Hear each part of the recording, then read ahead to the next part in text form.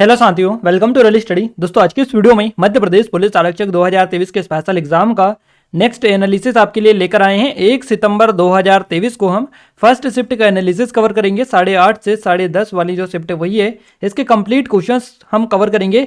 पूरे के पूरे क्वेश्चंस हमें एग्जैक्ट 100% ऑथेंटिक क्वेश्चंस पता चल चुके हैं। आज अच्छे खासे क्वेश्चंस हमें मिल चुके हैं। इस वीडियो की पीडीएफ के लिए एप्लीकेशन को डाउनलोड कर लीजिएगा। टेलीग्राम चैनल ग्रुप को ज्वाइन कर लीजिएगा, जिनकी लिंक आपको डिस्क्रिप्शन में दे चुके हैं। टेलीग्राम पर हम अब तक की सारी पीडीएफ डाल चुके हैं, तो आप डिस्क्रिप्शन में लिंक है, जरूर से एक बार विजिट कर लीजिएगा। क्लियर है गाइस। और एग्जाम टाउन जो चैनल है, इस पर हमने नया वीडियो डाल दिया, अगर आपने नहीं देखा तो देख लीजिएगा। और जल्द ही नया वीडियो भी इस पर आने वाला है। क्लियर है। तो डिस्क्रिप्शन में आपको लिंक मिलेगी, वहां से सीधे सीधे क्वेश्चन बन रहे हैं। आज भी काफी ज्यादा क्वेश्चन बने हैं। क्लियर है। आइए स्टार्ट करते हैं। और देखिए आज हमें जो क्वेश्चंस भेजे हैं इसकी एक अच्छी खासी लिस्ट आपको देखने को मिल रही है। देखिए आपको कल हमने बताया था, कल हमें क्वेश्चंस नहीं मिल पाए थे, उसकी वजह से हमने जितने भी मिले थे उतने हमने आपको बता दिए थे। बट आज आप सभी का काफ़ी ज़्यादा सपोर्ट रहा और आप सभी ने काफ़ी अच्छे तरीके से हमें क्वेश्चंस बताए। आप सभी का तहे दिल से धन्यवाद हम देना चाहेंगे, ताकि आपने जितना भी टाइम आपको मिला एग्जाम देने के बाद में, आपने टाइम निकालकर हमें क्वेश्चंस बताने में मदद की है। क्लियर है। सबसे पहले बात करते हैं क्वेश्चंस जो भेजे हैं जिन लोगों ने, उनके स्कोर और किन्होंने सेंड किए हैं। तो मानसी जी जो कि सिवनी से हैं, इन्होंने 77 स्कोर किया है। अनिल जायसवाल जी जो कि सैडोल से हैं, इन्होंने 78 स्कोर किया है। शिवा रावत जी जो कि मुरैना से हैं, इन्होंने 70 स्कोर किया है। कंचन चोरिया जी जो कि छिंदवाड़ा से हैं, इन्होंने 70+ स्कोर किया है। इसके अलावा गौरव धाकड़ जी जो कि बैतूल से हैं, इन्होंने 72 स्कोर किया है। शिवांगी जाट जी जो कि उज्जैन से हैं, इन्होंने 70 स्कोर किया है। अर्जुन जी जो कि भोपाल से हैं, इन्होंने 75 स्कोर किया है। और गौरव तिवारी जी जो कि सागर से हैं, इन्होंने 66 स्कोर किया है। गाइज एक चीज़ आपको यहाँ पर दिखाई दे रही होगी, इन सभी ने काफ़ी अच्छा स्कोर किया है। और गाइज मैं यहाँ तक बता दूँ, इन सभी के द्वारा हमें पूरे के पूरे क्वेश्चंस सेंड कर दिए गए हैं, है ना। पूरे के पूरे क्वेश्चंस इन्होंने बता दिए। काफ़ी अच्छे तरीके से सभी ने क्वेश्चंस बताए, यहाँ तक कि इन्होंने कन्फर्म करवाने में भी काफ़ी ज़्यादा हेल्प की है। क्लियर है। तो आप भी थैंक्स जरूर से लिखिएगा। और डेली अगर हमें ऐसे ही क्वेश्चंस मिल जाए तो गाइज आपका पूरा जो पेपर है वो हमें एग्जाम के जस्ट बाद में एनालिसिस में पता चल पाता है, और आप और अच्छे तरीके से क्वेश्चंस की तैयारी कर पाते हैं, है ना। तो आप भी आगे आने वाले दिनों में आपका एग्जाम है, तो आप भी इसी तरीके से क्वेश्चन सेंड करें, ताकि हम आपको सटीक एनालिसिस दे पाएँ। आपकी एग्जाम में जितनी भी हेल्प हमसे हो पाए उतनी हेल्प हम कर पाएँ। क्लियर है गाइज। तो आइए स्टार्ट करते हैं आज की शानदार वीडियो को लाइक नहीं किया कर दीजिएगा, शेयर कर दीजिए अपने दोस्तों के साथ में। जिन्होंने चैनल को सब्सक्राइब नहीं किया उन सभी से रिक्वेस्ट है कि आप चैनल को सब्सक्राइब जरूर से कर लीजिएगा, ताकि जो भी नया वीडियो आए सबसे पहले आप सभी के पास में ही पहुंच पाए। क्लियर है। आइए हम स्टार्ट करते हैं फर्स्ट क्वेश्चन से। फर्स्ट क्वेश्चन है हमारा, देवी सती का हार कहाँ पर गिरा था। तो देवी सती का जो हार गिरा था ये मैहर में गिरा था। माँ शारदा का मंदिर है मध्य प्रदेश के सतना जिले में, और मैहर आता है यहाँ पर। तो यहाँ पर माँ सती का हार गिरा था। क्लियर है। पहाड़ों पर बसा ये अद्भुत मंदिर अपनी महिमा के लिए दूर दूर तक जाना जाता है। इस पहाड़ को त्रिकुटा या त्रिकूट पर्वत के नाम से भी जाना जाता है। ऑलरेडी व्यापम में यहाँ से क्वेश्चन बन चुका है त्रिकुटा पहाड़ी से रिलेटेड, याद रखिएगा। हो सकता है नेक्स्ट ही क्वेश्चन आपका बन जाए। माता सती ने जब खुद को भस्मीभूत कर लिया था, तब उनकी देह लेकर महादेव तीनों लोकों में घूम रहे थे, है ना। तब भगवान विष्णु के चक्र से माता सती की देह खंड खंड होकर धरती पर आकर गिरी थी, और इसी दौरान माता का जो हार है इस चोटी पर आकर गिरा था, और इसी वजह से इसे मैहर या फिर माता का हार कहा जाता है। और बताया जाता है कि शास्त्रों में भी इसका उल्लेख देखने को मिलता है। तो ये पूरी डिटेल है आपका, यहाँ से सही जवाब रहेगा मैहर। सती माता का जो हार गिरा था ये मैहर में गिरा था। और इससे पहले भी ये पटवारी जेल प्रहरी पिछले साल कांस्टेबल में ये क्वेश्चन पूछा जा चुका है, वहीं से आपका ये क्वेश्चन रिपीट आया है। आइए आगे बढ़ते हैं नेक्स्ट क्वेश्चन की ओर। नेक्स्ट क्वेश्चन है, नेपाल के राष्ट्रीय ध्वज का मूल रंग क्या है, या फिर इसका जो रंग है किस तरह का है। तो गहरा लाल आपका करेक्ट आंसर रहेगा। इस तरह का ऑप्शन आपको दे रखा था। इस ध्वज के किनारे नीले रंग की किनारे लगी हुई है, जो शांति का प्रतीक है। और ध्वज के बीच का जो भाग है ये गहरे लाल रंग का है, जो नेपाल का राष्ट्रीय रंग है। क्लियर है। तो गहरा लाल रंग आपका करेक्ट आंसर रहेगा। नेपाल का जो राष्ट्रीय पुष्प है गुरांस, ये भी इसी कलर का है या इसी रंग का है। अगला क्वेश्चन है, होम रूल लीग की स्थापना किसके द्वारा की गई थी। होम रूल लीग की स्थापना की गई थी एनी बेसेंट के द्वारा। इस क्वेश्चन में एक और कन्फ्यूजन होता है, आप सभी को कन्फ्यूजन रहता है। कन्फ्यूजन ये रहता है कि इंडियन होम रूल लीग की बात की गई है या फिर होम रूल लीग की बात की गई है। तो मैं आपको बता दूं, होम रूल जो लीग है इसकी स्थापना की एनी बेसेंट ने, और इंडियन होम रूल लीग की स्थापना की थी बाल गंगाधर तिलक जी द्वारा 1916 में बेलगाम में, है ना। तो ये आप कन्फ्यूजन दूर करिएगा। होम रूल लीग की स्थापना एनी बेसेंट ने की थी। इसकी स्थापना 28 अप्रैल 1916 को मद्रास में हुई थी। इन्होंने मद्रास में की थी। और इंडियन होम रूल लीग की स्थापना बेलगाम में 1916 में हुई थी। सन एक ही है, तारीख एक ही, मतलब सन एक ही है, 1916 और 1916। जगह अलग अलग है, व्यक्ति अलग अलग है जिन्होंने इनकी स्थापना की थी। नाम भी थोड़ा सा अलग है, उसका होम रूल लीग है और इसका है Indian home rule league. Clear है? तो ये कंफ्यूजन आप दूर कर लीजिएगा, आपका गलत होने से 1 नंबर का क्वेश्चन बच जाएगा। और उन्होंने पूरे भारत में 200 से अधिक शाखाएं खोली। भारतीय होम रूल लीग आंदोलन ब्रिटिश भारत में आयरिश होम रूल आंदोलन की तर्ज पर था। अगला क्वेश्चन है गाइस हमारा, करो या मरो का नारा किसने दिया था? देखिए कल क्वेश्चन आपसे पूछा गया था, उसी क्वेश्चन में मैंने आपको ये बता दिया था। दिल्ली चलो जो नारा था वो कल आपसे पूछा गया था, सुभाष चंद्र बोस जी द्वारा दिया गया था। उसमें हमने नारे बता दिए थे प्रमुख महापुरुषों के, वहीं से आपका सीधा सीधा क्वेश्चन ये आया है। तो जो लोग एनालिसिस देख रहे हैं वो कमेंट में कमेंट करके जरूर से बताइएगा अगर आपने एग्जाम दिया है और एनालिसिस से आपको कितना बेनिफिट हुआ है ना। और ये चीज़ थोड़ी सी आप अच्छे से बताएं ताकि आगे आने वाले जो एग्जाम देने वाले लोग हैं उनको भी एग्जैक्ट पता चल पाए, है ना। हम इसीलिए बार बार बोलते हैं कि डिटेल्ड एनालिसिस आप पढ़ा करें ताकि आपको जो क्वेश्चन सीधे सीधे ना बने वो इनडायरेक्टली भी आपके बन जाते हैं। करो या मरो का जो नारा है महात्मा गांधी जी ने दिया था। महात्मा गांधी करो मरो का प्रसिद्ध नारा सबसे पहले महात्मा गांधी ने दिया था। महात्मा गांधी ने 8 अगस्त 1942 को बॉम्बे के गोवालिया टैंक मैदान में एक भीड़ से हर भारतीय अपने आप को एक स्वतंत्र व्यक्ति होने का अनुभव करें आग्रह किया। और भारत छोड़ो आंदोलन के लिए प्रसिद्ध है करो या मरो का भाषण उत्प्रेरक था। 9 अगस्त 1942 को महात्मा गांधी के नेतृत्व में भारतीय राष्ट्रीय कांग्रेस यानी आईएनसी ने औपचारिक रूप से इस नारे का अनावरण किया था। क्लियर है? अगला क्वेश्चन है गाइज हमारा, IMF और विश्व बैंक के मुख्यालय कहाँ स्थित है? सही जवाब रहेगा वाशिंगटन डीसी में, यूएसए में। क्लियर है?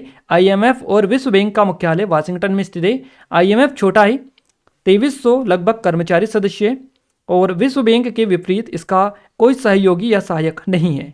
विश्व बैंक और IMF विश्व की आर्थिक और वित्तीय व्यवस्था की संरचना का समर्थन करने वाले जुड़वा अंतर सरकारी स्तंभ माने जाते हैं।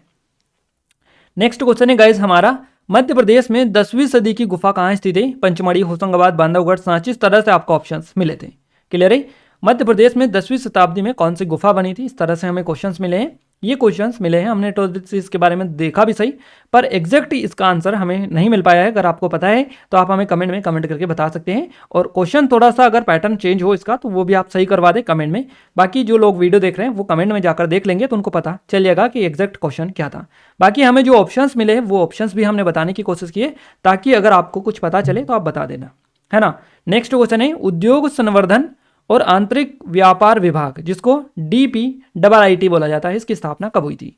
तो एक क्वेश्चन तो ये पूछा गया, इसके जस्ट नीचे ही इससे ही रिलेटेड क्वेश्चंस पूछा गया और इसको देखकर आप उसका सही जवाब क्लिक कर सकते हैं। यानी कि उस वाला क्वेश्चंस का अगर आपका आंसर भी बताना ही है तो इसमें से ही टिप कर आप उसको सही कर सकते हैं। क्लियर है? इस तरह का क्वेश्चन आपका आया है, आगे हम बात करेंगे, पहले इसकी डिटेल कवर कर ले। उद्योग संवर्धन और आंतरिक व्यापार विभाग DPIIT की स्थापना हुई 1995 में, 1995 में। यहाँ वाणिज्य एवं उद्योग मंत्रालय के तहत एक गैर केंद्र सरकार का विभाग है और इसकी स्थापना 1995 में हुई थी, 1995 में। इस विभाग को पहले औद्योगिक नीति एवं संवर्धन विभाग कहा जाता था और जनवरी 2019 में इसका नाम बदलकर DPIIT कर दिया गया था। क्लियर है? याद रखिएगा। मैं चीज़ें आपको बता दूं, नेक्स्ट जो क्वेश्चन बना है ये इसी से बना है। DPIIT में P का अर्थ क्या है ये आपसे पूछ लिया गया है और यहाँ पर ये क्वेश्चन दिया है, इसका फुल फॉर्म भी दिया रखा था आपको। तो इंग्लिश जो ट्रांसलेशन था उसमें इसका इंग्लिश में लिखा हुआ था, अगर हिंदी में लिखा होगा तो हिंदी में आप बता देंगे। और इंग्लिश जो ट्रांसलेशन वाला बाइलिंगुअल होता है आप सभी का पेपर, तो इंग्लिश में भी दिया रखा था, तो उसमें भी आपको वहाँ से देखकर डायरेक्टली आप क्लिक कर सकते थे। Department for promotion of industry and internal trade DPIIT ये होता है, तो इसका P का होता है प्रमोशन, है ना। तो ये आपको याद रखना है, ये इसका होता है। नेक्स्ट क्वेश्चन की बात करते हैं, भारत का कृषि रसायनों में कौन सा स्थान है? तो चौथा स्थान है भारत का। भारत विश्व में कृषि रसायनों का चौथा सबसे बड़ा उत्पादक देश है तथा 50% से अधिक टेक्निकल ग्रेड कीटनाशकों का निर्माण करता है। कृषि रसायनों का लगभग 50% विश्व में भारत से निर्यात किए जाते हैं। अगला क्वेश्चन है, रेमन मैग्सेसे पुरस्कार किन ट्रस्टियों द्वारा स्थापित किया गया था? तो ये रॉकफेलर ब्रदर्स फंड के ट्रस्टियों द्वारा स्थापित किया गया था रेमन मैग्सेसे पुरस्कार। रेमन मैग्सेसे पुरस्कार की स्थापना हुई थी 1957 में और यह एक वार्षिक पुरस्कार है जो फिलीपीन के पूर्व राष्ट्रपति रेमन मैग्सेसे के सरकार के ईमानदारी, लोगों की साहसी सेवा और एक लोकतांत्रिक समाज के भीतर व्यावहारिक आदर्शवाद के उदाहरण को संरक्षित करने के लिए स्थापित किया गया था।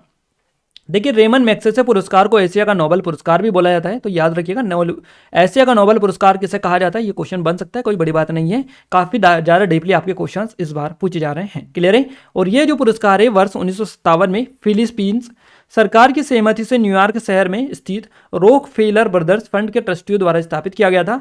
विनोबा भावे पहले रेमन मैग्सेसे पुरस्कार विजेता थे, है ना। ये क्वेश्चन सबसे ज्यादा पूछा जाता है। और उन्होंने सामुदायिक नेतृत्व के लिए 1958 में इस पुरस्कार जीता था।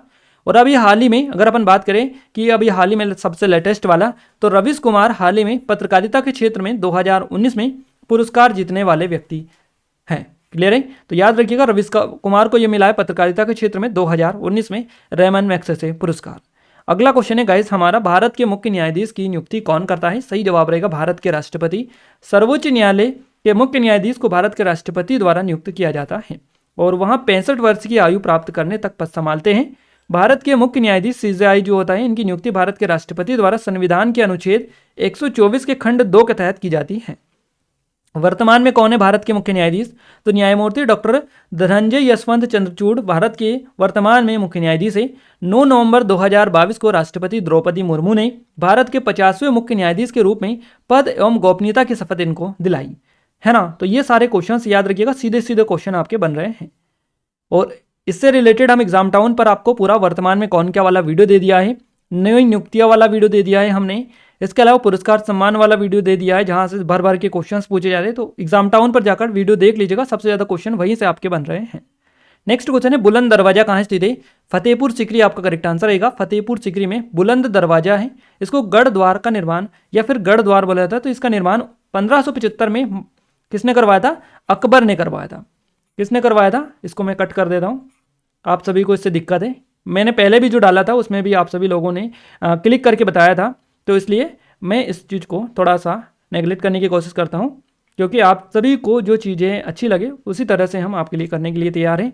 तो फतेहपुर सीकरी में बुलंद दरवाजा या गढ़ द्वार का निर्माण 1575 में अकबर द्वारा करवाया गया था। क्लियर है गाइस।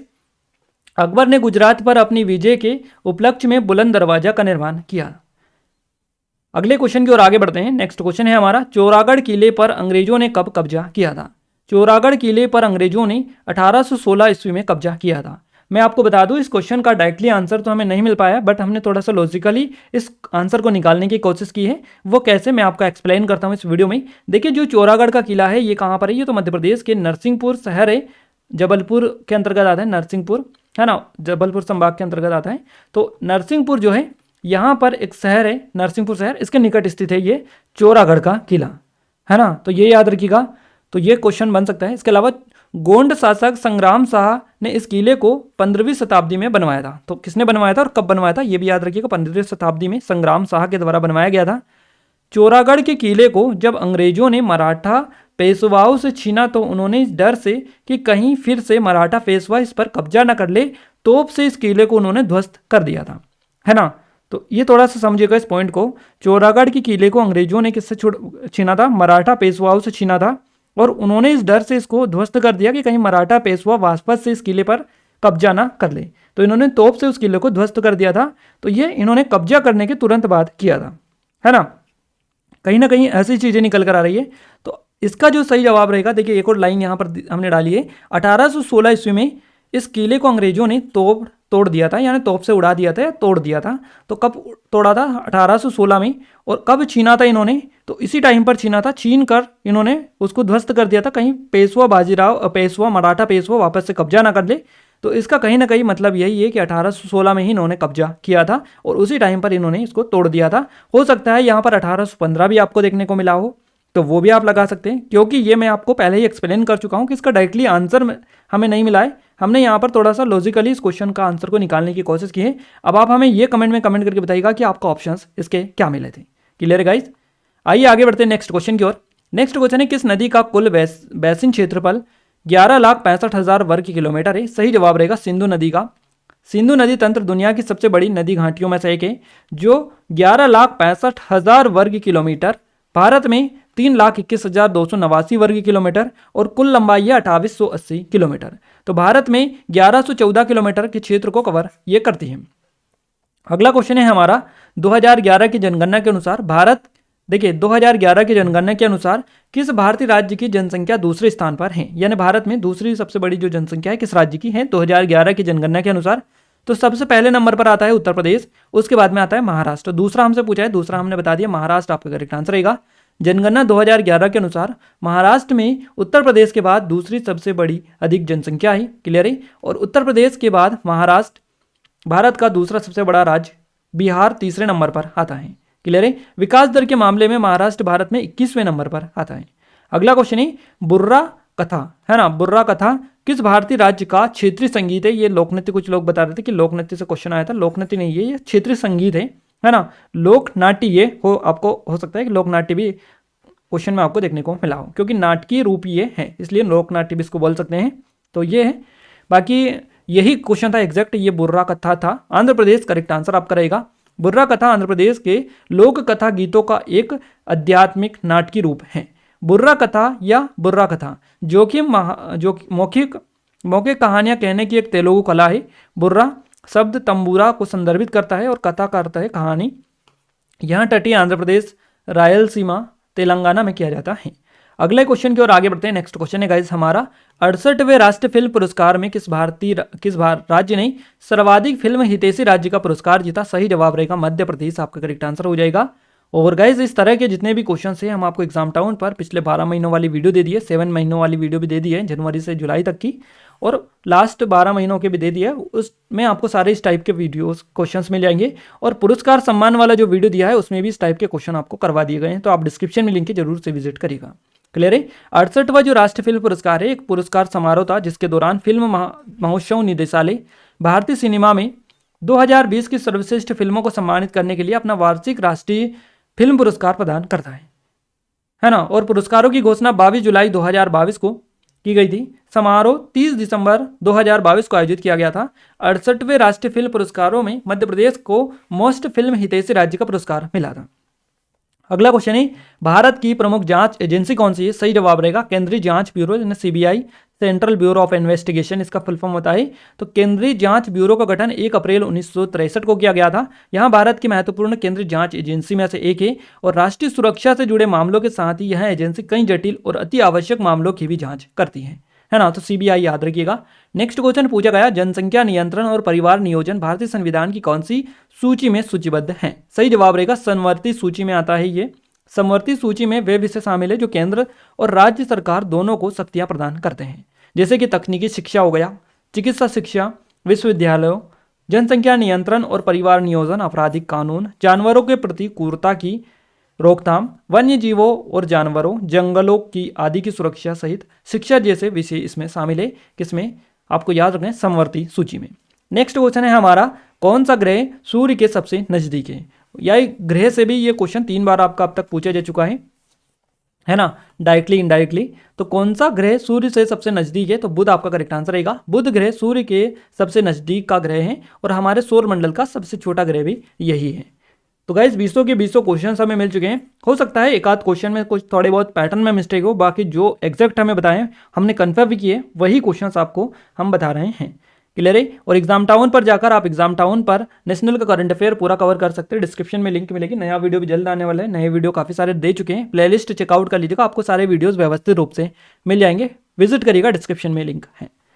और ये कुछ ऑनलाइन कोर्सेस है, अगर आप चाहते हो डिस्क्रिप्शन में लिंक है, इनके बारे में कंप्लीट डिटेल ले सकते हैं एप्लीकेशन पर जाकर।